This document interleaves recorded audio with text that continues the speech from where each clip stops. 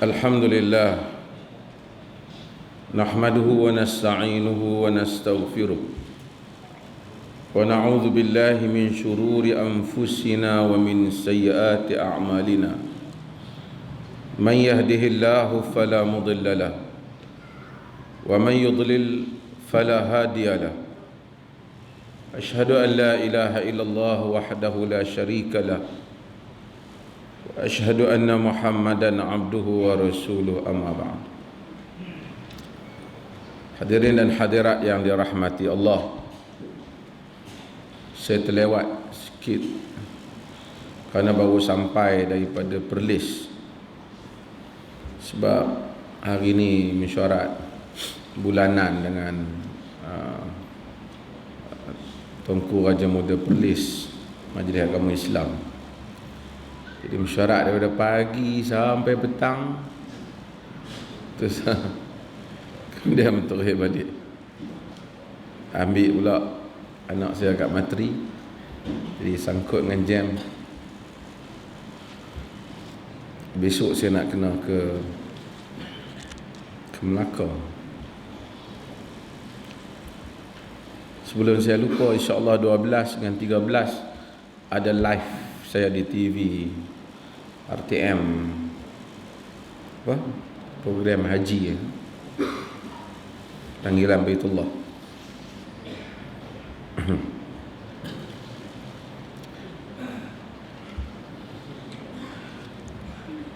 Kita bahas nama Allah Azza wa Jalla yang berikutnya. Tengok, kalau larat kita sambung kitab satu lagi, kalau tak larat satu kitab. Antara nama Allah Azza wa Jalla ialah Al-Kafi. Al-Kafi. Al-Kafi yakni yang memadai, yang mencukupkan. Kita orang Melayu rajin sebut kahfi.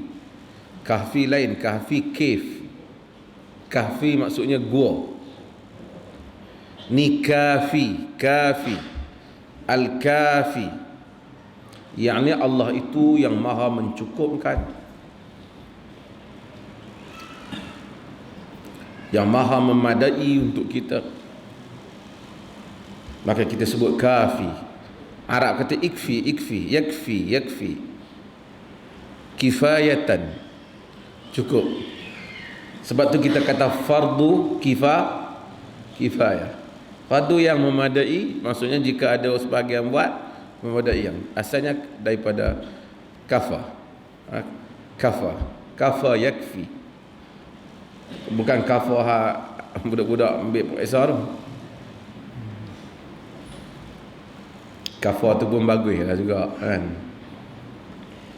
Cumanya sebahagian mata pelajaran ni untuk anak-anak ni kadang-kadang dia rigid sangat. Kalau tak usolli, macam tak sah mayang.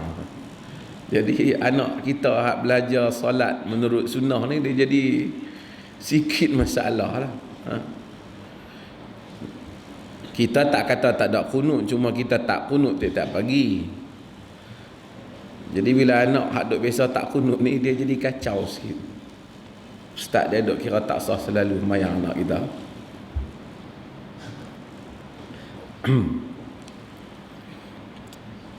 Firman Allah Ta'ala, Alaisallahu bikafin abdah. Maksudnya, tidakkah Allah yang mencukupkan hambanya? Wa yukhawwifunaka billadzina min dunihi wa man yudlilillahu fama lahu min had. Mereka itu cuba menakut-nakutkan engkau dengan perkara-perkara yang selain daripada Allah Azza wa Jal. Sesiapa yang disesatkan oleh Allah, maka tidak ada baginya pemberi petunjuk. Alaisallahu bikafin abda. Tuhan tanya, tidakkah Allah yang mencukupkan untuk hamba? Firman Allah Ta'ala, fa in amanu bimithli ma amantum bihi faqad ihtadaw. wa in tawallaw fa innama hum fi shiqaq fasayakfikahumullah wa huwa syami'ul alim. Maksudnya, fa in amanu bimisli ma amantum bihi faqad ihtadaw. Jika mereka itu beriman sama seperti kamu beriman, maka mereka mendapat petunjuk. Quran kata fa in amanu, jika mereka itu beriman, kama amantum bimisli ma amantum bih, sama seperti mana kamu semua beriman. Ni kamu ni bukan kamu Arab ni, kalau amanta satu, kamu seorang telah beriman. Kalau amantuma, kamu berdua telah beriman. Kalau amantum, kamu semua beriman. Quran kata fa in amanu bimisli ma amantum bih, jika mereka semua itu beriman sama seperti mana kamu semua beriman. Kamu semua ni nak merujuk pada siapa? Kalau dia kata amanta bihi, senang kita faham, dia rujuk pada Nabi SAW. Tapi bila dia sebut amantum, kamu semua beriman, maka dia merujuk ketika itu kepada para sahabat Nabi SAW. Maksudnya jika mereka beriman, orang musyrikin, alil kitab, mereka beriman sama dengan kamu semua beriman, yakni Nabi dan para sahabat, faqadih tadau, maka bererti mereka mendapat petunjuk. Maka untuk seseorang mendapat petunjuk, dia perlu beriman sama dengan iman para sahabat Nabi dan para sahabat radhiyallahu anhum ajma'in. Dia tak boleh nak beriman macam beriman Pak Ustaz, pun Pak Kiai. Mungkin Pak Kiai ada yang betul, Pak Ustaz ada yang betul, ataupun apa lagi kah, Maulana, Habib, apa lagi. Tapi yang dia kena beriman hendaklah sama seperti mana yang telah beriman Nabi dan para sahabat radhiyallahu anhum. Allah kata kalau sama, faqad tadau, mereka itu mendapat petunjuk. Fa in tawallau fa innama hum fi shiqaq, jika mereka itu berpaling, hanya saja mereka lah yang berada di dalam perpecahan. Kita tak berpecah. Kalau kita beriman sama dengan sahabat, kita tak berpecah. Walaupun mungkin kita 3 orang dalam kampung, hak lain semua tak mau sokong. Kita jemaah kita, walaupun kita kira ada 3, tapi kita combine lagi dengan Nabi dan para sahabat radhiyallahu anhum. Kita gabung lagi dengan Nabi dan para sahabat radhiyallahu anhum. Kita duduk di jalan tu, kita kaum tua, maksudnya kita geng lama. Hakikatnya hak mai tu geng baru. Karena Allah kata wa in tawallau fa innama hum fi shiqaq. Jika mereka berpaling, yakni mereka tak sama dengan Nabi dan para sahabat, mereka lah orang yang berada dalam perpecahan. Mereka yang berpecah, Tuhan kata. Kita tak pecah. Kita yang asal. Pasal kita follow the original way, the original path, jalan yang asal, yang mana yang dilalui oleh Nabi dan para sahabat radhiyallahu anhu.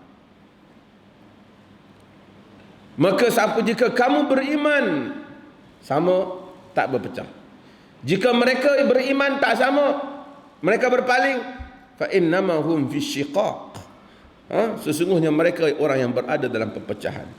Cuma kita nak ambil ayat ni, Tuhan kata fasayakfikahumullah, cukuplah bagi kamu Allah, wa huwa syami'ul alim, Allah Ta'ala itu maha mendengar lagi maha mengetahui.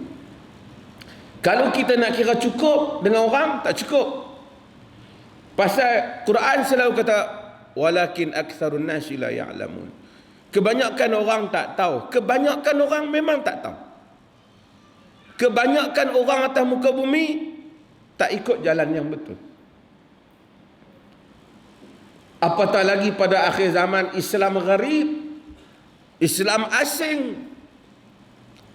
Maka orang biasanya akan terasa terasing dan akan merasakan mereka sedikit jika mereka membilang jumlah-jumlah manusia yang bersetuju dengan manhaj yang betul, yang bersetuju dengan jalan yang betul. Tapi Allah kata, kalau orang berpaling, fasayakfikahumullah, cukuplah bagi kamu Allah, wa huwas samiul alim, dia yang maha mendengar lagi maha mengetahui. Kalau kita rasa Allah tak cukup, hak tu yang kita susah hati lah. Allah dia kata susah, tak ada support aku. Tapi kita tahu kita benar. Arab dia ada satu perangai, fanatik kabilah. Bila Musailamatul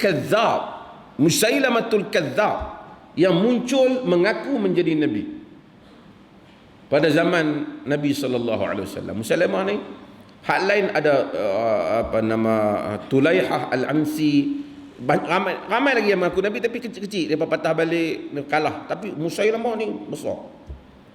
Musailamah ni dia bukan orang dia pendek tak? Hidung penyet, orang tak segak. Cuma dia ahli sihir.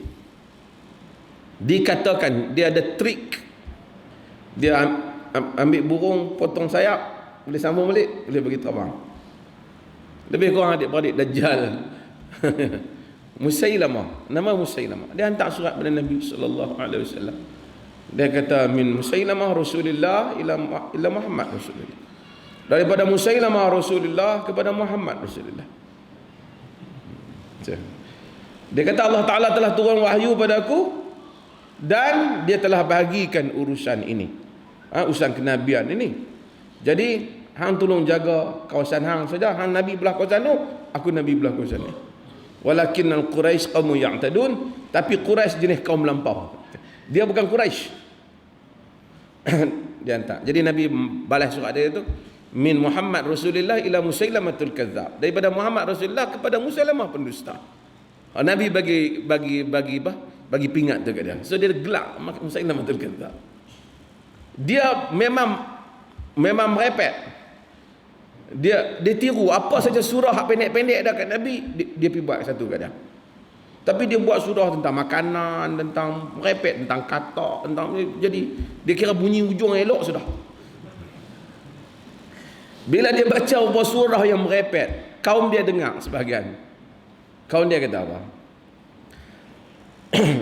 Bila dengar, kaum dia kata, sebenarnya kami tahu daripada surah yang hang baca, ayat-ayat yang baca dengan ayat Muhammad, kami tahu hang bohong. Tetapi mengikut seorang lelaki pembohong dari kalangan adik-beradik kabilah kita, lebih kami sukai daripada mengikut seorang lelaki yang benar dari kalangan Quraisy. Oh, hak jenis tu, hak jenis geng Musailamah tu banyak sepanjang zaman. Dia kata memang betul, tapi kita tak usah ikut dia bah. Kita geng kita lama duduk macam ni dah. Tak apa payah. Geng tu, angin tu, Musailamah. Sebab tu ada anak pinak Musailamah ikut. Lama dia lawan dengan Nabi. Rasulullah wafat, dia tak wafat, dia tak mati lagi. Lepas tu dia perang, kemudian akhirnya nak mati. Tapi artinya manusia kalau membilang orang tak jadi.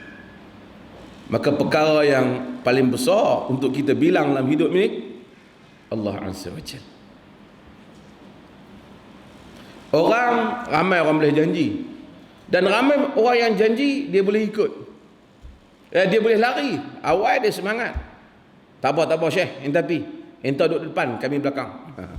Tu tak apa. Saya sentiasa di belakang ustaz.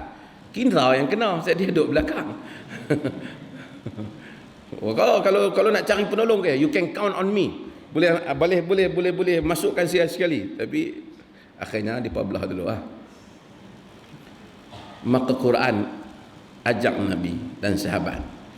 Fikir hak pertama sekali, fikir Allah Al-Kafi, fasayakfika humullah, cukuplah bagi kamu. Fasayakfika humullah maksud cukuplah bagi kamu untuk hadapi mereka itu Allah. Wa huwa as-sami'ul alim, Allah Ta'ala itu as-sami' dan Allah itu al-alim. Perkataan Al-Kafi yang digunakan sebagai salah satu nama Allah Azza wa Jal,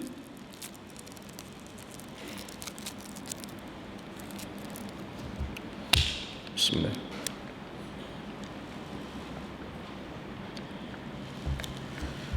menjadikan insan, perkataan Kafi itu menjadikan nama Al-Kafi, walaupun sebenarnya kita akan tengok ada khilaf kalangan para ulama, menjadikan insan apabila mengetahui Allah itu Al-Kafi yang mencukupkan urusannya, maka kita bergantung kepada Allah Jalla wa'ala. Di situ datang makna tawakal. Sebab tu kita sebut ihdinas sirat, iyyaka na'budu wa iyyaka nasta'in. Iyyaka na'bud wa iyyaka nasta'in. Kita abdikan diri pada Allah dan kita nasta'in, kita minta pertolongan pada Allah. Karena ada berapa jenis? Bila kita minta pertolongan dengan Allah, pertama, kita yakin dengan Allah.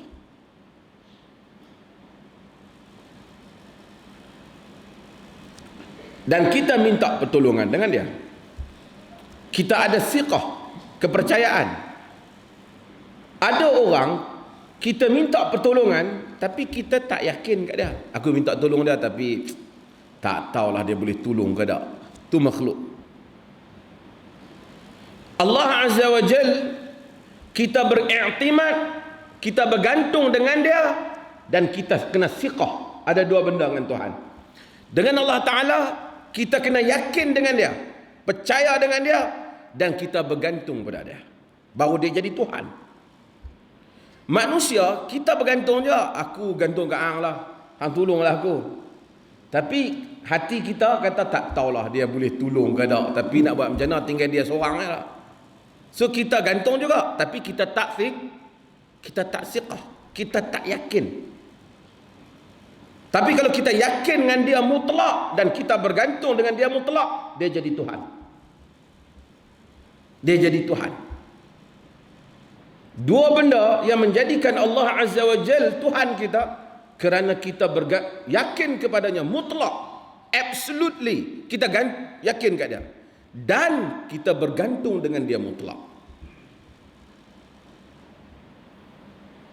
Ada orang kita yakin dia boleh, dia ni kalau tolong kita memang boleh, kita rasa, tapi aku tak boleh bergantung kat dia, dia tak tolong aku. Ada juga. Ataupun belum tentu dia mau tolong aku. Makhluk macam itulah. Sama ada kita boleh bergantung tapi tak apa yakin, ataupun kita yakin boleh tapi tak yakin dia tolong. Kalau kita yakin Allah Ta'ala memang boleh tapi kita tak yakin dia tolong, kita tidak lagi sampai makam ibadah dan ubudiyah dan makam isti'anah, istighathah pada Tuhan, minta pertolongan dengan Tuhan. Aku minta ke Tuhan lah, tak tahulah Tuhan pun nak tolong ke tak. Pakai tentu dah tak tolong. Pakai tentu dah. Ud'ullah wa antum muqinuna bil ijabah, kata Nabi. Doa kepada Allah dalam keadaan kamu yakin Allah tolong. Doa pada Allah dalam keadaan kamu yakin Allah jawab, ijabah, dia jawab permohonan kamu. Sebab tu Allah Ta'ala tak terima doa orang yang sebab tu kita Nabi suruh jazam dalam masalah. Tak boleh, ya Allah Tuhan aku dah masalah, kalau nak tolonglah, tak mau tolong tak buat macam mana. Dia tak boleh gitu. Nabi suruh jazam dalam, minta sungguh-sungguh ke dia, kerana dia saja yang bila dia tolong tak ada siapa boleh buat apa. Bila Allah beri, tidak ada siapa yang dapat menghalang. Bila Allah halang, Allahum la mani' lima a'taita wa la mu'tiya lima mana'ta. Tidak ada yang dapat menghalang apa yang kau bagi, dan tidak ada yang dapat memberi apa yang kau halang. Setelah kita thiqah, kita kena i'timad, kita kena yakin kat dia. So ada dua. Di situ salah satu daripada kata al-Imam Ibn Qayyim, maqam iyyaka na'budu wa iyyaka nasta'in. Kerana kita iyyaka na'budu wa iyyaka nasta'in. Ibn Qayyim kata, kenapa iyyaka na'budu dulu baru wa iyyaka nasta'in? Kenapa wa iyyaka nasta'in wa iyyaka na'budu? Kata Ibn Qayyim, kerana matlamat dalam hidup kita ialah ibadah. Adapun minta tolong kepada Allah ni hanyalah wasilah, hanyalah jalan. Kalau minta tolong dulu tapi tak abdikan diri pada dia, dia tak bagi. Dia boleh bagi kalau dia mau, seperti mana dia bagi pada. Tetapi untuk dapatkan kasih sayang dia, abdikan diri pada dia dulu. Iyyaka na'budu.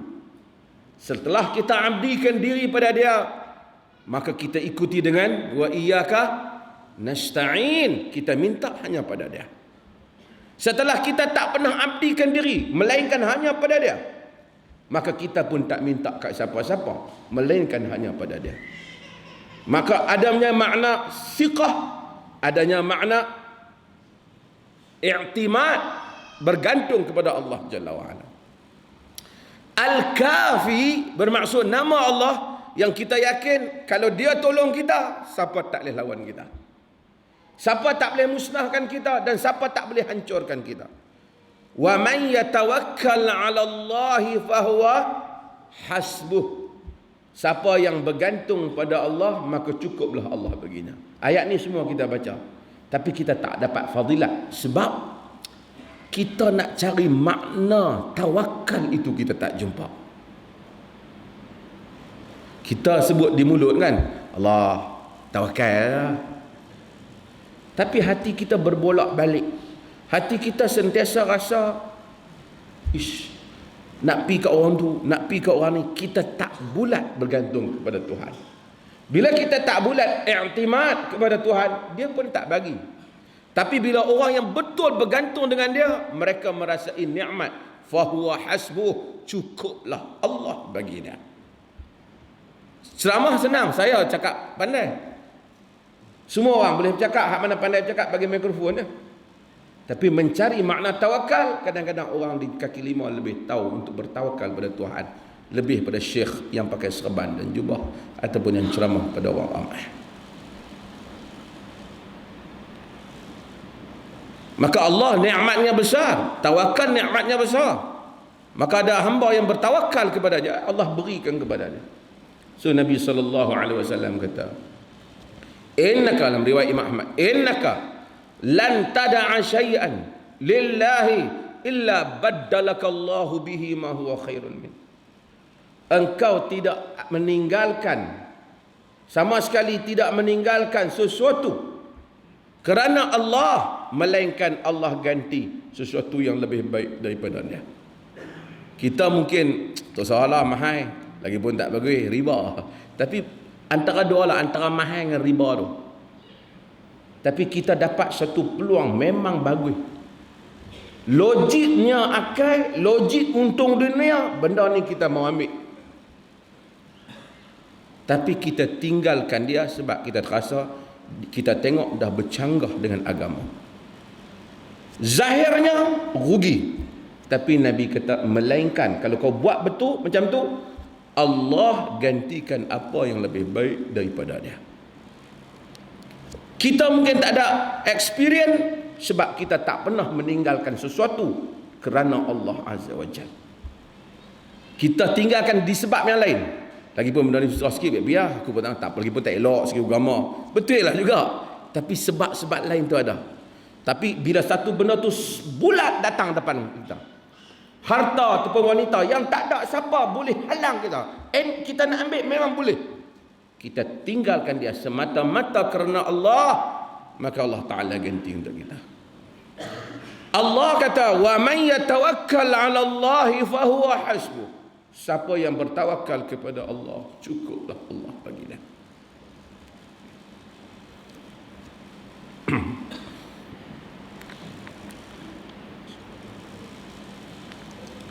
Apa antara kesan daripada beriman dengan nama Allah Al-Kafi ni?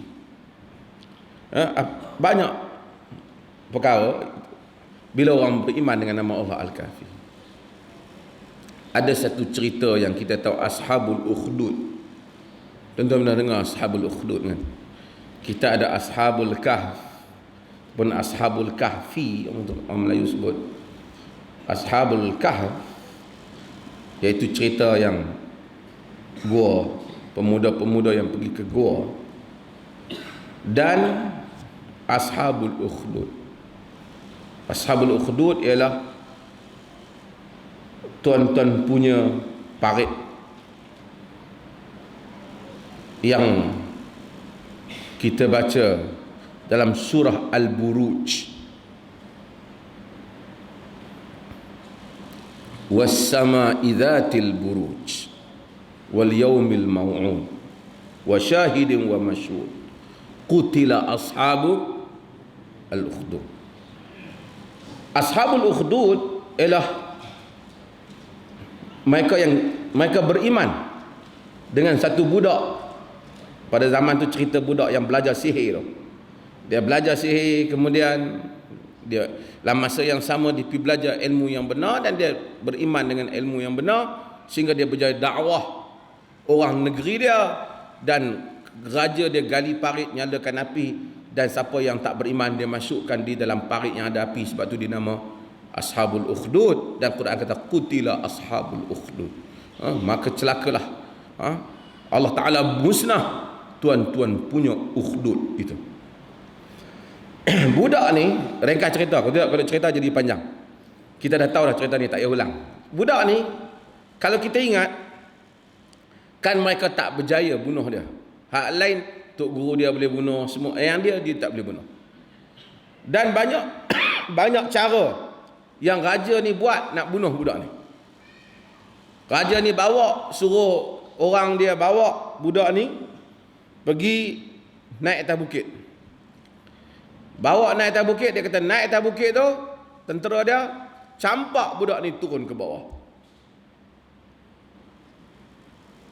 Dan mereka pun bawa sampai naik atas bukit dan nak campak budak ni turun ke bawah. Budak ni dia doa dengan satu doa. Dia kata Allahumma kfinihim bima syi'ta. Allahumma kfinihim bima syi'ta. Hak tu daripada kafar. Allahumma kfinihim bima syi'ta. Ya Allah, cukupkanlah aku, lindungilah aku daripada mereka dengan apa yang engkau mahu. Hadis kata bergegak bukit tu, jatuh semua tentera tu mati, budak ni tak mati. Dengan doa tadilah, Allahumma kfinihim bima syi'ta. Bima syi'ta. Budak ni dia pun pi balik kat raja. Raja terkejut, tak mati. Pasal lain semua mati. Dia mana tentera aku? Dia kata Allah telah madai, selamatkan aku daripada mereka. Raja suruh tentera tangkap sekali lagi. Budak ni berani, dia jenis tak lari lah. Kita dapat kita belahai lah, tak bayar. Dia patah balik. Dan mereka ambil, raja tangkap dia berbuat dalam kapal, lambut ke perahu. Dia suruh bawa pergi tengah laut, campak budak ni. Dan sekali lagi dia doa yang sama, Allahumma kfinihim bima syi'ta. Bergugak kapal itu buat semua, jatuh habis orang dalam laut, dia balik mai. Sehingga dia balik kepada raja, dan kemudian raja tanya apa, dia tak habis, Tuhan musnah, Tuhan selamatkan aku. Sehingga dia sendirilah bagi tahu kat raja, kalau hang betul-betul nak bunuh aku juga, aku bagi cara lah. Sehingga dia suruh tangkap dia, ya, ikat dia di tengah halaman, bagi kena panggil semua orang negeri keluar mai, kena tengok. Dan bila nak panah tu hang kena baca satu benda, Bismi Rabbi hadzal ghulam, dengan nama Tuhan budak ini. Pasal raja mengaku dia Tuhan. Bila raja kata Bismi Rabbi hadzal ghulam, dengan nama Tuhan budak ni, dia panah. Cerita budak ni selamat ni dah masuk, dah semua tahu lah. Walaupun TV3 ban ni tak boleh, tapi media-media lain masuk. Jadi maksudnya cerita ni boleh, orang semua cerita lah budak ni selamat dan seumpama. Tak ada TV3 lah masa tu. Kemudian bila panggil kata raja nak bunuh budak ni di khalayak ramai, jadi semua orang keluar, rakyat negeri keluar. Raja ni mengaku Tuhan. Bengok mengaku Tuhan ni. Setakat mengaku wali ni boleh kelentong-kelentong. Tuhan senang mengaku Tuhan. Ayah pin tengok dia mengaku Tuhan. Cakap pun telo. Panggil sambat budak ni, kemudian nak panah. Bila Tuhan yang mana orang manusia ni sampai satu masa bila dia jahil, orang dok kata Tuhan, dia panggil Tuhan. Bukan pelik. Tengok negeri Siam sebelah kita, sembah raja. Dia rasa tu macam apa? Bayangan Tuhan. Anak Tuhan ke keturunan Tuhan, wakil Tuhan, Tuhan duduk dalam raja. Raja lintas pakai duduk.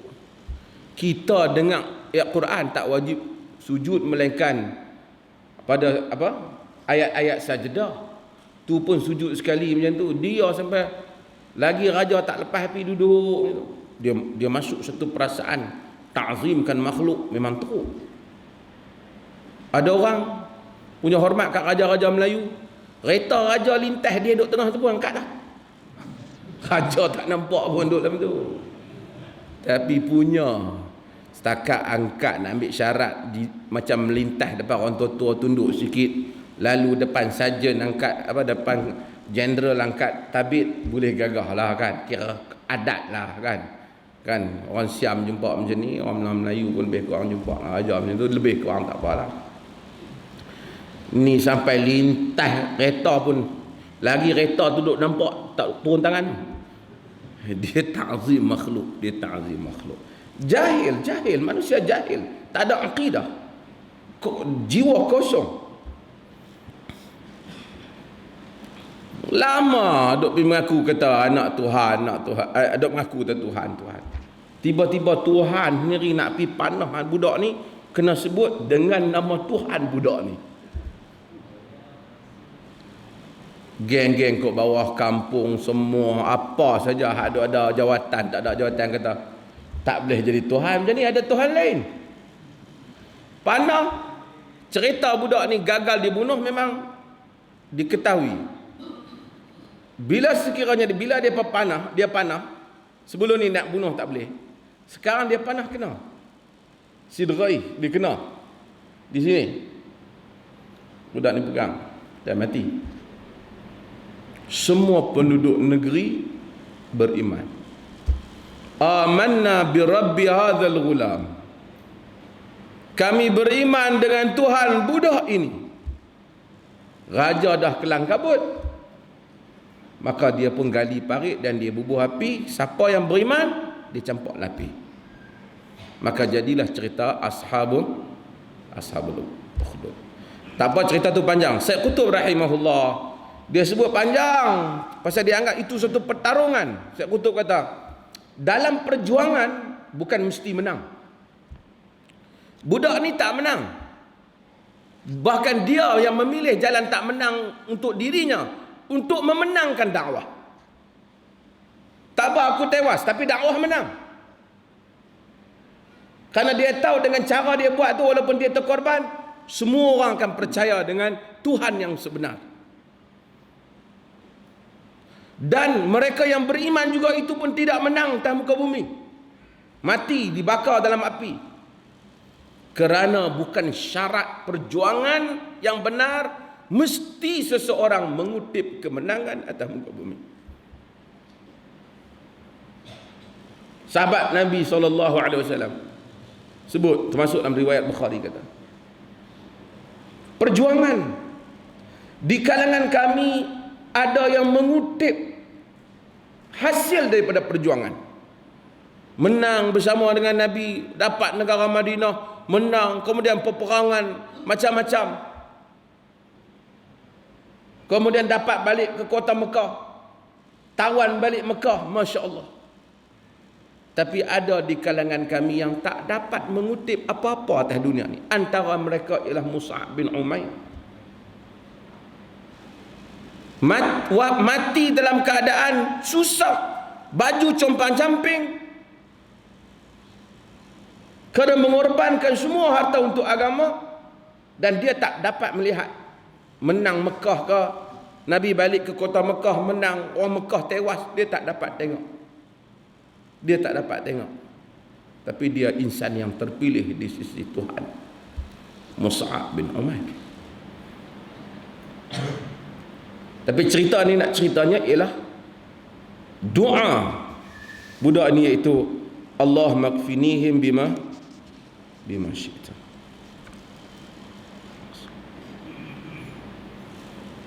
Satu orang datang kepada Ali bin Abi Talib. Dia makatib. Makatib ni hamba yang dijanjikan oleh tuan dia, kalau hang dapat kerja, dapat duit banyak ni, hang tebus, aku bebas hang. Dia panggil makatib, hamba makatib. Dia mengadu pada Ali bin Abi Talib. Dia kata, tak larat lah nak pergi cari duit, nak bebaskan diri aku ni. Ali bin Abi Talib, dia kata, tolonglah. Ali bin Abi Talib kata, mau tak aku ajak engkau, ala uallimuka kalimat allamanihin Rasulullah sallallahu alaihi wasallam, lau kana alaika mithlu jabal sirin dainan adahu Allahu anka. Mau tak aku ajak satu kalimah yang Nabi ajak kat aku. Kalau hang ada hutang sebesar bukit pun, Tuhan tolong hang. Ali kata. Ni hadis riwayat Imam Tirmizi. Apa dia? Ali ajak doa, Allahumma kfini bihalalika an haramik wa aghnini bifadlika amman siwak. Yang tu Imam kena baca, Allahumma kfini bihalalika an haramik wa aghnini bifadlika amman siwak. Allahumma kfini, ini daripada kafir. Allahumma kfini bihalalika an haramik. Ya Allah, cukupkanlah aku ini, memadailah aku ini dengan halal engkau daripada terkena haram, daripada haram. Cukuplah dengan halal ni sehingga aku tak perlukan haram. Ini kadang-kadang masalah, kita terpaksa nak pi ke haram tu sebab terdesak dengan yang haram. Nabi ajar doa, Allahumma kfini bihalalika an haramik wa aghdini bifadlika an man siwak, dan kayakanlah aku dengan kurniaanmu sehingga aku tak perlukan sesiapa. Jadikanlah aku tak perlu sesiapa dengan kurniaanmu. Ni doa yang Ali kata Nabi ajak. Kalau satu orang tu baca dengan sungguh-sungguh yakin pada Allah, Allah lepas masalah dia. Ali ajak kau ni, Ali ajak.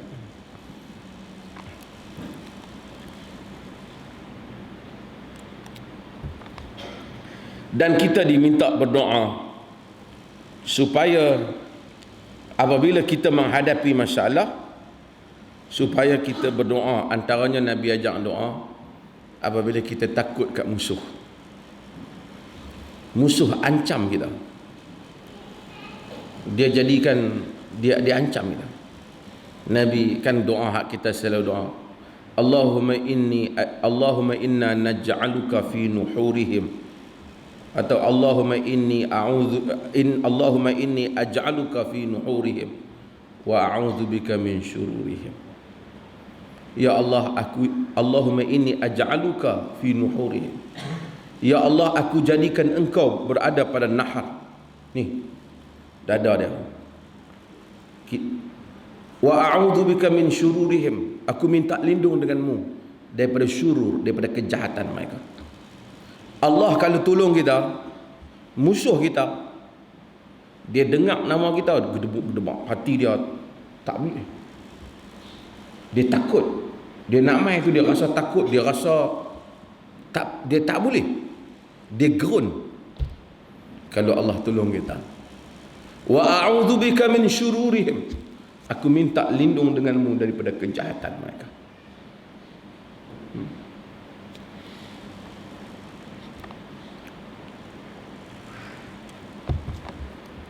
Ni doa yang diajar Nabi ni. Ajak banyak doa, tapi orang suka pergi beli buku doa pelik-pelik kat tepi jalan, macam-macam doa merepek sebagai doa tak ada.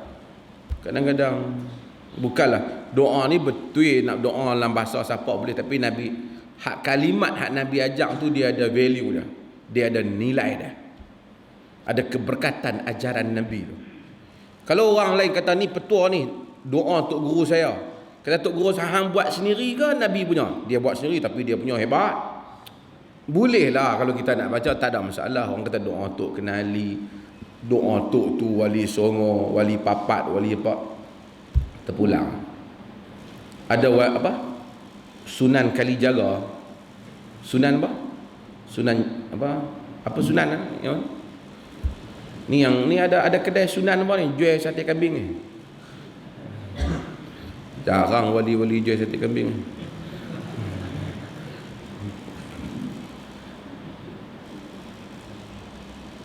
Doa yang diwarisi, yang maksur daripada Nabi sallallahu alaihi wasallam. Kata Ibnu Abbas, hasbunallah wa ni'mal wakil. Qalaha Ibrahim hina ulqiya finnar. Hasbunallah wa ni'mal wakil. Cukuplah bagi aku ini Allah. Dialah sebaik-baik wakil, tempat serah. Kata Ibn Abbas, inilah perkataan Nabi Ibrahim alaihi salam apabila dicampakkan ke dalam api. Wa qala Muhammad hina qalu, dan berkatalah Muhammad sallallahu alaihi wasallam. Ni Ibn Abbas punya perkataan.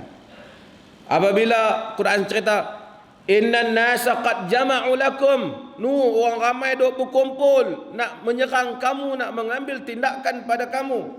Fazadahum imana, bertambahlah iman Nabi dan para sahabat, bukan bertambah kecut, bertambah iman. Wa qalu, dan mereka kata hasbunallah wa ni'mal wakil. Cukuplah bagi kami Allah, dialah tempat kita serah urusan. Nabi Ibrahim pun kata hak tu bila diancam bahaya. Nabi Muhammad pun kata hak tu, kata Ibn Abbas. Kita pun kena kata yang tu. Bila tengok main bahaya kat kita, tak tahu nak buat apa dah. Apa kita sebut? Hasbunallah wa ni'mal wakil. Hasbunallah wa ni'mal wakil. Hasbunallah wa ni'mal wakil.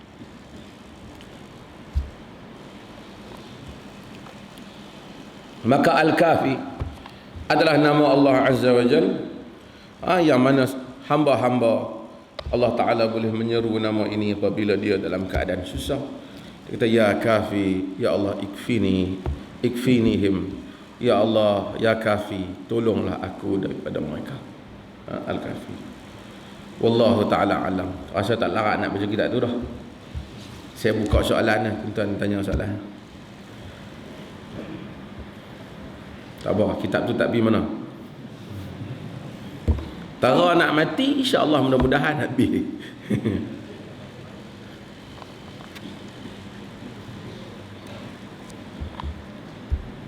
Ada soalan?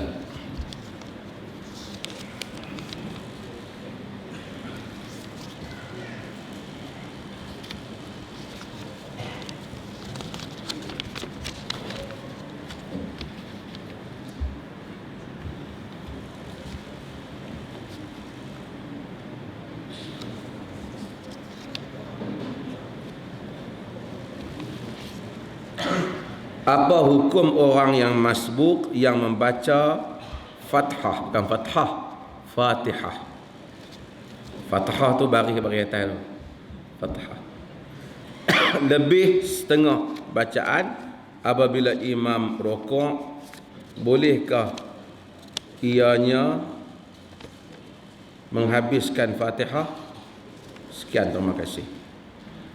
Innama ju'ilal imam liyutamma bih. Dijadikan imam untuk kita ikut. Maka bila imam rokok, kita rokok bersama dengan imam. Walaupun sebahagian qaul kata dia boleh lagi membaca Fatihah dengan kadar tak tertinggal daripada imam terlalu lama. Dia panggil dua rukun yang panjang, dia sebut. Dua rukun yang panjang ni dalam mazhab Syafi'i, rokok termasuk rukun yang panjang. Yang tidak tak masuk, tapi sujud dia termasuk rukun yang panjang. Jadi kita kata oleh kerana Nabi kata dijadikan imam untuk kita ikut, kita ikut. Kalau tidak nanti ada orang yang dia baca Fatihah setengah jam tak habis. Mungkin dia duduk tunggu hak dia terlepas imam. Sama ada dia pegang supaya dia jangan terlepas daripada imam terlalu lama. Maksudnya bila imam rokok, kalau dia nak habis sikit lagi tak apalah. Kalau dia nak dah tengah-tengah nak berhenti pada hujung, tapi dia kena ikut imam. Innama ju'ilal imam liyutamma bih. Dijadikan imam untuk dia ikut.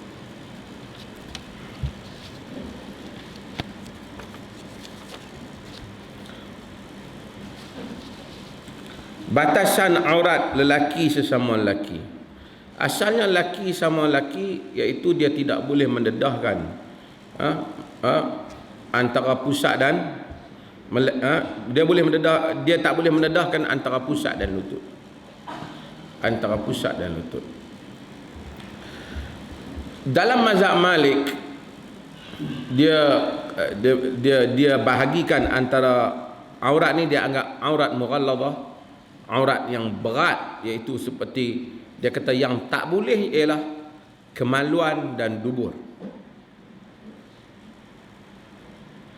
Dan sebahagian mazhab, terutama mazhab Malik, menganggap paha tidak termasuk dalam aurat.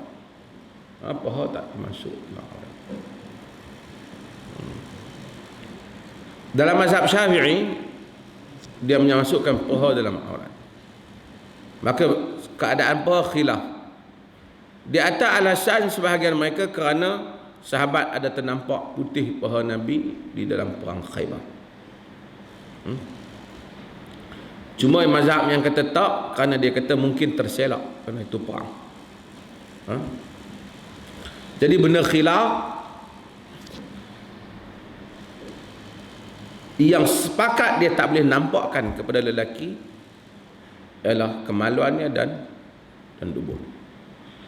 Dan kemudian yang paling bagus untuk dia, kaul yang menyuruh dia menutup termasuk juga paha dia, kerana itu lebih santun, kerana membabitkan aurat. Demikian juga di depan wanita boleh sama dalam hal. Cumanya kaulah sebahagian mazhab mengatakan jika wanita itu boleh terpengaruh dengan tubuh lelaki, maka hendaklah lelaki menutup seluruh tubuhnya. Dan qaul itu adalah mazhab Syafi'i. Tapi saya katakan bahawasanya antara pusat dan lutut. Antara pusat dan lutut. Dan jika ada orang mendedahkan paha, itu masalah khilaf. Perempuan sesama perempuan, demikian perempuan sama perempuan, sekali lagi ulama khilaf bahagikan perempuan sesama perempuan muslimah, perempuan sama perempuan bukan muslim. Dan ini panjang sikit cerita dia. Saya ingat kuliah akan datang kita akan panjangkan sikit pasal dia ada pendetilan yang kita akan detailkan sikit. Kerana ada mazhab yang menyatakan bila wanita berada di depan wanita yang bukan muslimah macam dia di hadapan lelaki. Dan jika qaul itu dia pakai, kita akan dapati susah, terutama anak-anak kita yang duduk di asrama yang ada student lain yang bukan muslim. Dan qaul yang lain kata tak, dia sama dengan Arab, maka dia boleh dedahkan rambut dia boleh dedahkan bahagian-bahagian anggota dia yang tidak menimbulkan fitnah. Dan ini insya-Allah akan kita detailkan pada perbahasan kita.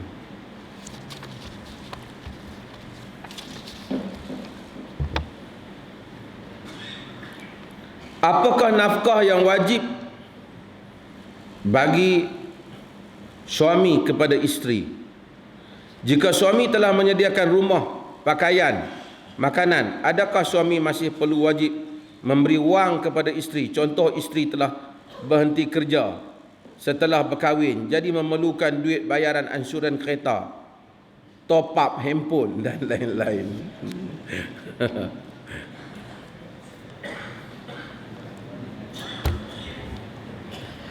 Okey, saya ingat kita dah hurai dulu, tapi tak apa bagi dah tanya. Perkara yang wajib suami sediakan untuk isteri, dia mesti menyediakan nafkah dan sukna, dan juga pakaian. Nafkah yakni makanan. Makanan apa yang kita nak sedia kepada isteri kita? Hendaklah makanan yang orang sepertinya makan. Isteri kita tu asal dia makan, dia macam mana? Kita masuk orang kalau dia orang Melayu, kita kahwin dengan orang Melayu makan apa? Dia makan nasi, dia yang tu lah. Kalau isteri kita tu main ria Arab punya, dia tak boleh makan nasi, kita kena sedialah roti Arab untuk dia makan. Kalau kita menikah dengan Arab lah, kan? Kalau kita pergi menikah dengan mana? Cina mana apa, kita sedialah apa, maksudnya orang seperti dia makan. Berapa kadar dia? Kadar yang munasabah. Quran tak tentukan kadar yang munasabah, berdasarkan kemampuan kita. Kalau biasanya kita ada beras, kita pun makan beras biasa, dia kata tak boleh, dia nak kena makan basmati. Kita kata kita dok makan nak ni, dan mak kita, adik kakak kita pun makan ni, dan dia pun tak mati walaupun tak makan beras basmati, so okey, dia pun makan yang tu, kita tak bersalah. Rumah kadar mana? Rumah yang kena sedia ialah rumah yang dia boleh berlindung dan orang sepertinya boleh berlindung. Berapa bilik? Quran tak beritahu. Yang penting ada rumah.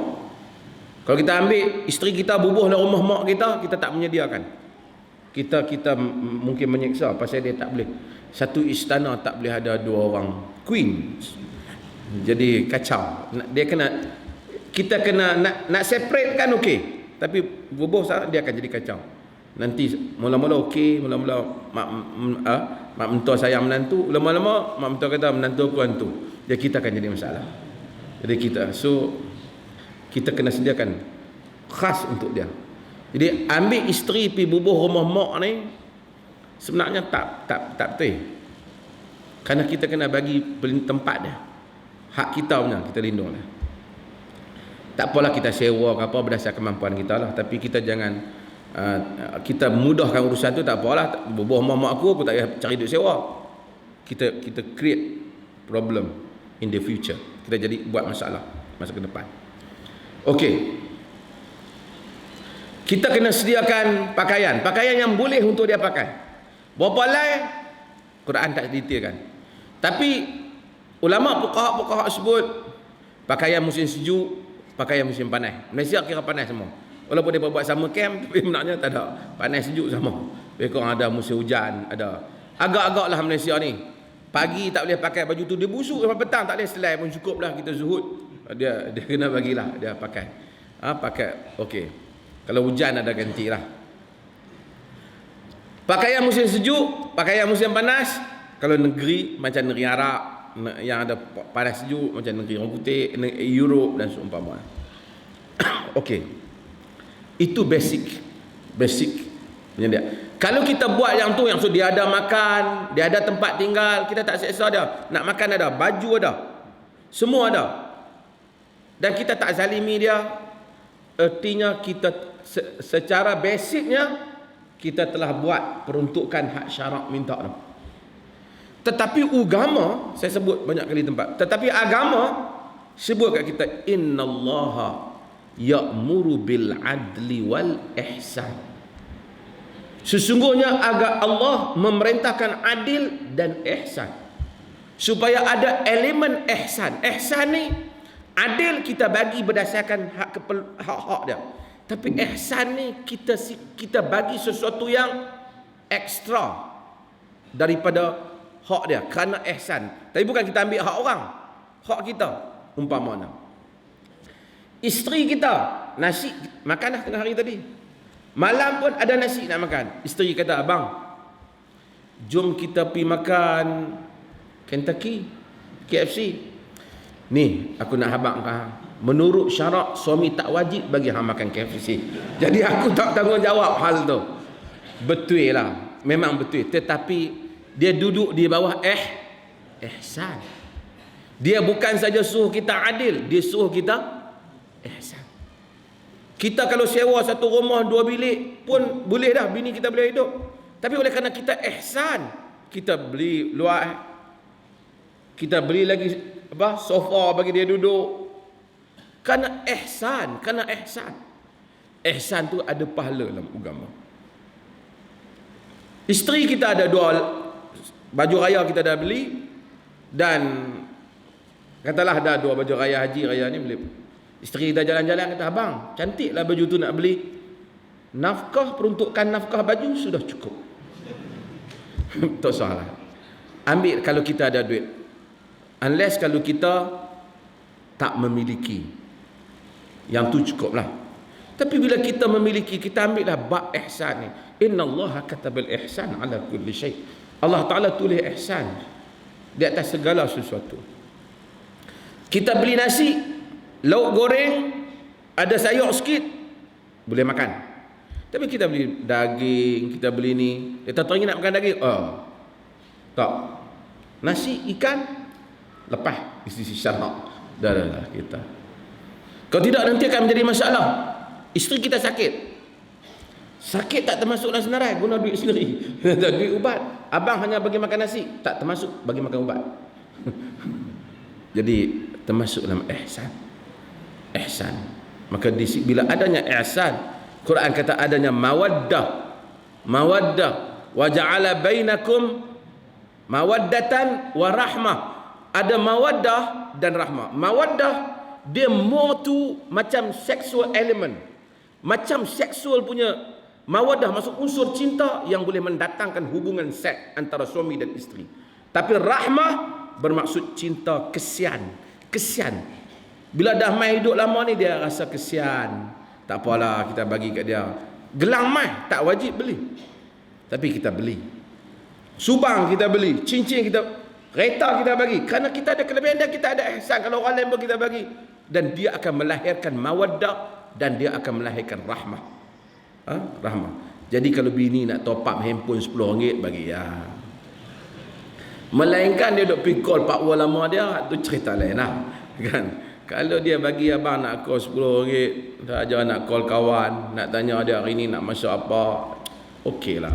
Janganlah jadi manusia street bendui macam tu kan. Sejak mengaji bukan jadi seni, jadi keduk jumut. Jangan lah. Dia kata aku memang mengaji PK dah. Top up tak termasuk yang senarai yang Imam Syafi'i sebut. Oh kacau. Memang zaman Imam Syafi'i top up tak ada.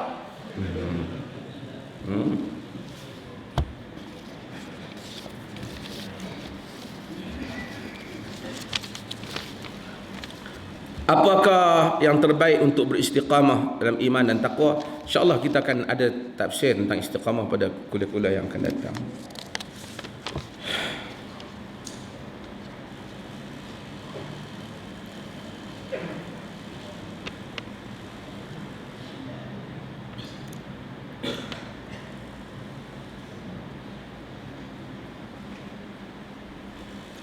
Baru-baru ini saya dah baca artikel tulisan Ustaz Salman Ali. Dalam artikel tersebut menyatakan Ibn Taymiyah menyatakan ada ulama hadis menetapkan sifat capaian sentuhan idrakul lams. Dia idrakul lams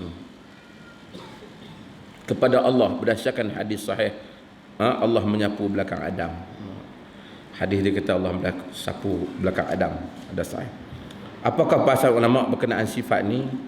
Adakah bersentuhan tersebut adalah menempelkan antara Rabb dan makhluk, dan bersentuhan tersebut tidak menempelkan yang ini berpisah antara Rabb dan makhluk? Dia ada dua aliran. Kedua-duanya nak tanzihkan Allah Jalla wa'ala. Simple saya nak bagi faham. Yang faham, yang tak faham kira tak faham apa tidak. Pasal jadi nanti dia keliru.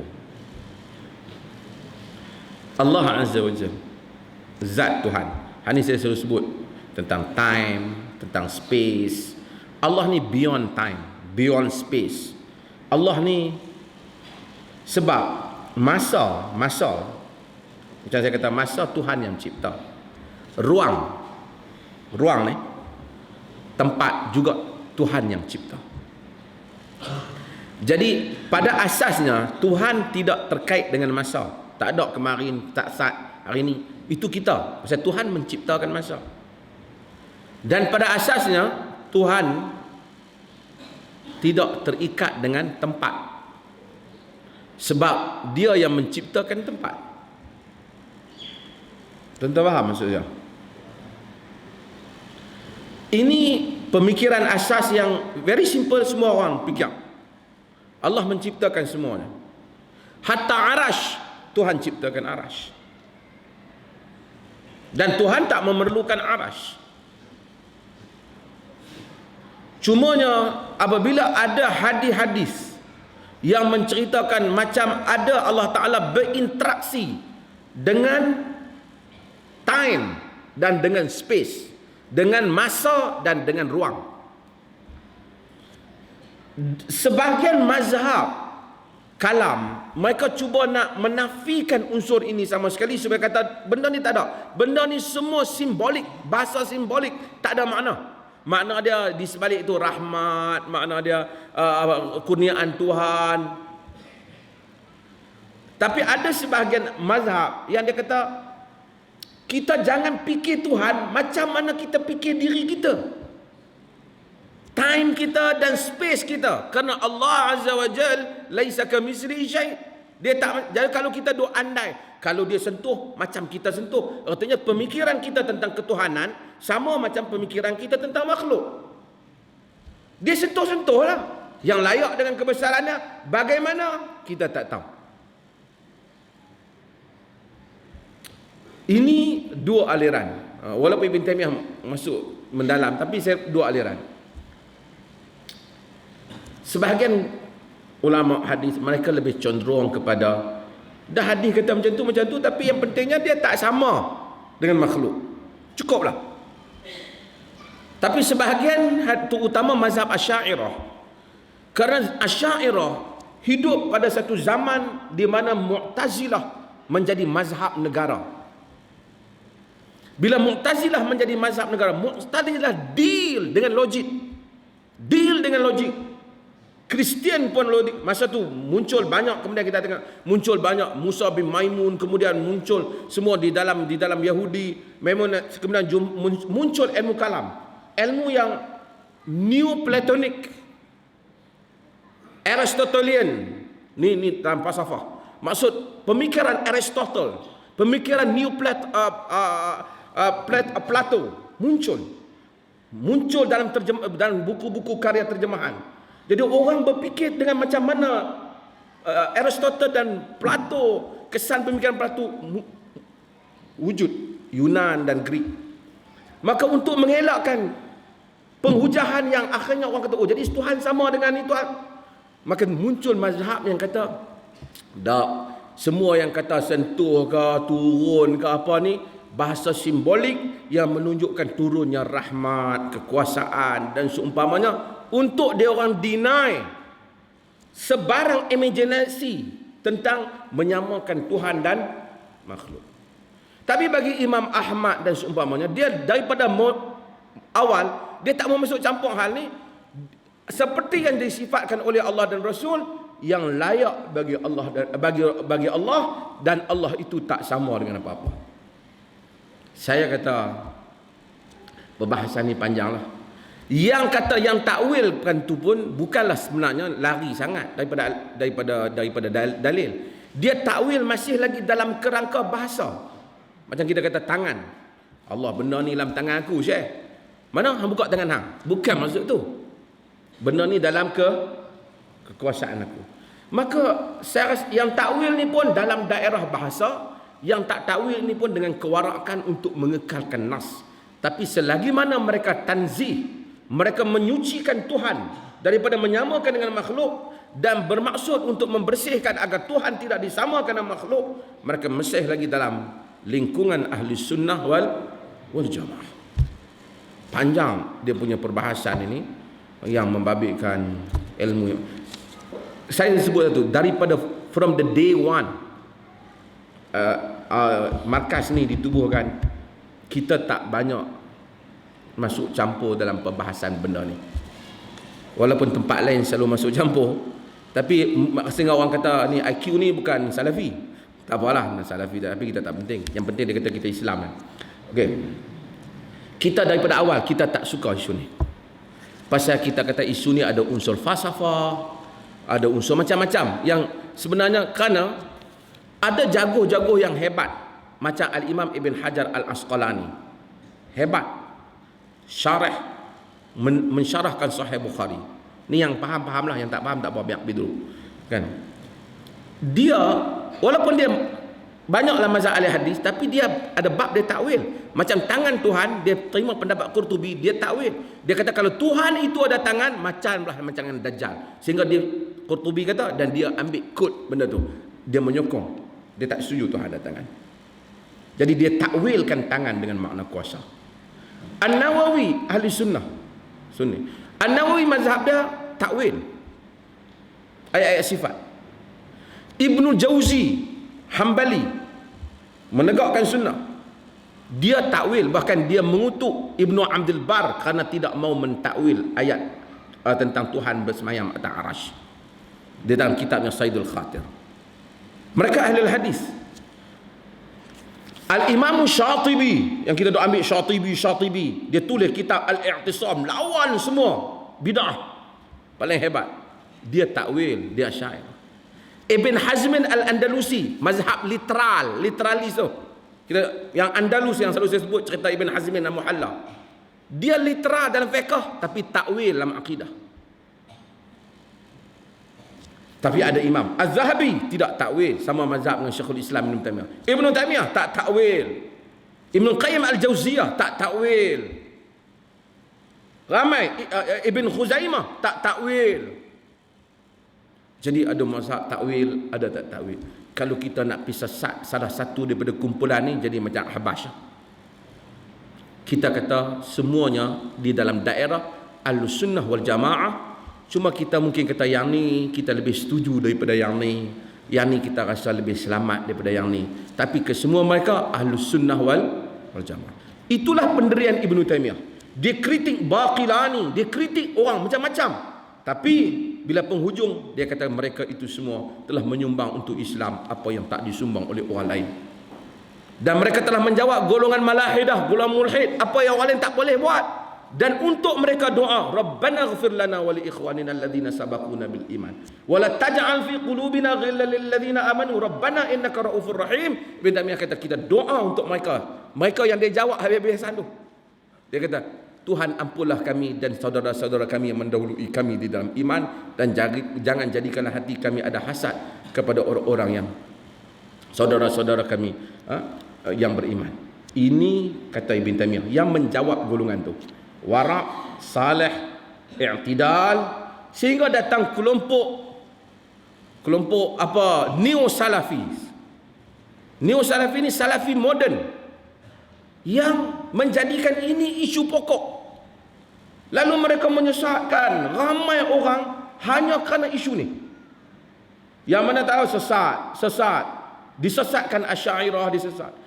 Ibn Taimiyah rahimahullah dalam kitabnya Al-Hasanatu Was-Sayyi'ah, Dia menyebut, dia mengkritik Al-Harawi, Ismail Al-Harawi, Abu Ismail. Dia kata Al-Harawi ini berlebihan pula kata ke Asy'ariyah. Sedangkan Asy'ariyah aqrab tawaif ila sunnah. Dia puak yang dekat kepada sunnah. Jadi oleh kerana itu saya ingat kita kena i'tidal macam Syekhul Islam bin Taimiyah. Dia memang kritik depa habis-habisan. Tapi orang selalu baca kritikan dia tapi tak baca kesimpulan dia. Maka akan ada banyak mazhab. Kalau tidak jadi macam Ahbas, tenang. Ibnu Taimiyah semua dia kafir tu. Satu Ahbas, satu neo salafi yang sekarang ni menjadi masalah, mufti Saudi pun kata masalah puak-puak ni. Dia sesatkan puak balik ni, Asy'ariyah semua dia sesatkan, hak puak balik ni kafir dengan pula. Jadi pening. Tu salah. Benda ni, benda yang macam kita bila pergi ke barat, kita dengar orang barat ni dia tak faham. Kalau kita cakap literal, dia tak boleh nak faham. Terpaksa kita ambil beberapa approach supaya Islam tu lebih dekat pada pahaman dia. Saya rasa itulah yang Abu Hasan Sy'ari cuba buat pada zaman dia. Mungkin ada benda yang kita rasa tak setuju, tapi itulah hasrat dia sebenarnya, kerana dia deal dengan Mu'tazilah. Deal dengan Mu'tazilah. Itu bukan berarti kita setuju approach kemudian ada lawan tak ada. Itu tak cerdik balik lah. Benda dah habis dah, cerita tu duk ulang balik. Tapi dia mempunyai maksud. Maksud dia yang tersendiri pada zaman itu.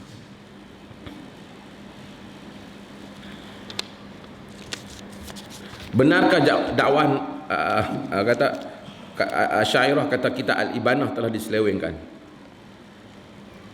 Wallahu taala alam. Al-Ibanah fi usuli diyanah. Ni siapa yang tanya ni, ustaz ni? Kata diselewengkan, dia orang kena proof lah yang asal. Tetapi Abu Hasan Asy'ari ada kitab lain, Maqalat Islamiyin. Kitab tu semua orang sepakat Abu Hasan Asy'ari sama. Banyak benda dalam tu tak apa jauh daripada Al-Ibanah, sama lebih kurang. So nak kata seleweng ni ada satu lagi yang semua orang sepakat, Maqalat Islamiyin Abu Hasan Asy'ari. Ada soalan? Ya. Puasa Arafah, semua kita disunatkan seperti hadis Ibnu Umar untuk berpuasa pada hari Arafah, dan Allah Ta'ala mengampun dosa yang terdahulu dan kemudian.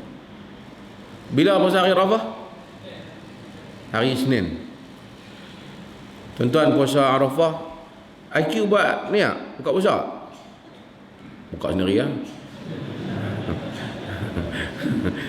Dia tapi puasa Arafah. Tadi saya tengah mesyuarat, ada orang pergi hantar, orang yang hantar tu penting juga, orang utama media. Habang kata tak boleh masuk Mekah. Ribut, memang ribut, tapi boleh masuk rupanya. Dan berlaku banjir, ada khemah yang roboh di Arafah, dan ujian lah kepada ni. Ada soal, mudah-mudahan semua puasa insya-Allah. Satu hari ya.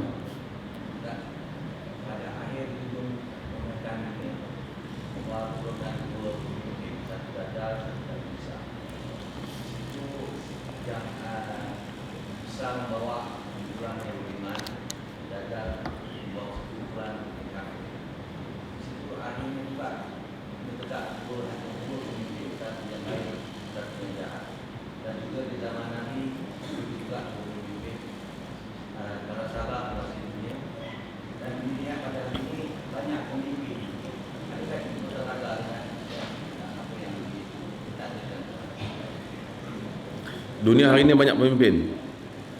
Ada pemimpin yang sesat, ada pemimpin betul.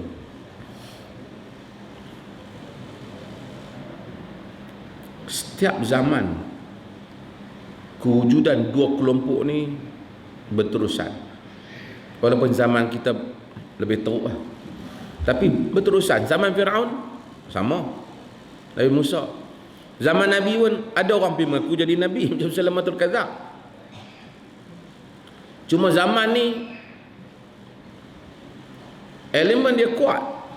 Elemen yang nak sokong dia tu bukan kuat, macam-macam.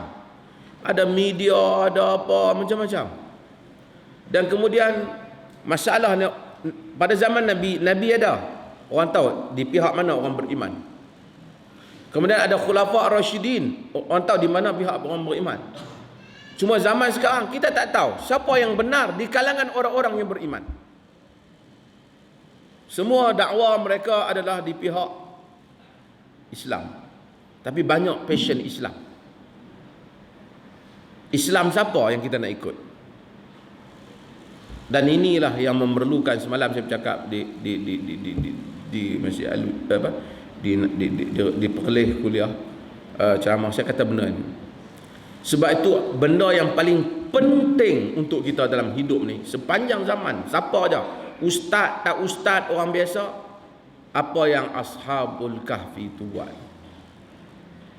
Bila dia lari daripada buruan rejim pada zaman mereka, apa mereka buat?